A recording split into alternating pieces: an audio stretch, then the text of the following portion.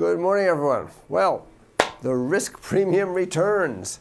Bonds were rallying on Wednesday, but there was a huge reaction in the opposite direction on Thursday in several markets.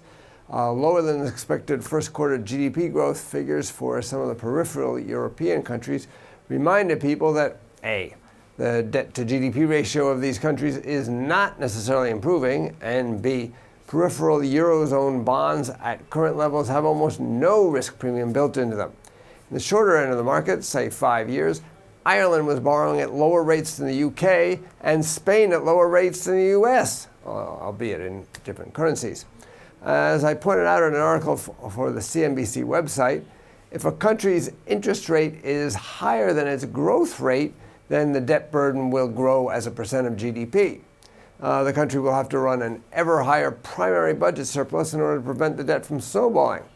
Apparently, this fact suddenly came back to investors, that they suddenly realized this is still the case for the peripheral countries, and this put a risk premium back into peripheral bonds.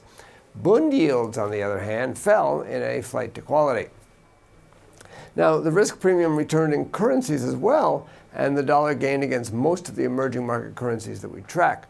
The Turkish lira was the big loser as labor unions in Turkey went on strike to protest the mining disaster. But the Hungarian forint, South Africa rand, and Brazilian real weren't far behind. So I know that it's the regional diversity of these losers. It shows that this isn't necessarily just contagion or due to Ukraine fears, but rather is related to specific problems of each country.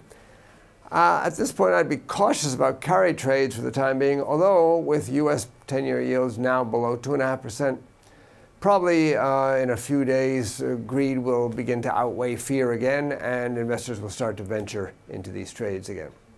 As for the G10 currencies, the dollar was higher against most except for the yen, which had a safe haven bid to it. I think it's significant that the dollar gained against most currencies on a risk-off day and with U.S. interest rates falling. I think this shows confidence coming back to the U.S. economy as U.S. indicators improve and confidence coming back into the dollar as a result. We may finally be seeing the start of the long-awaited by me at least, dollar rally. The European day the news flow is relatively light today. No major indicators coming out. We only get the Eurozone trade balance for March, which isn't particularly market affecting. In the U.S., we've got housing starts and building permits. They're forecast to have improved in April, while the University of Michigan preliminary consumer sentiment for May is also estimated to have risen. More good U.S. economic news, particularly about the housing market, would probably help the dollar to rally further, in my view. For more information, including technical analysis, please read the full comment on IronFX.com. You can also follow us on Twitter, like us on Facebook, subscribe to our YouTube channel, or circle us on Google+ to get more trading ideas. This is Marshall Gittler, Global Head of FX Strategy at IronFX Global, wishing you solid trading.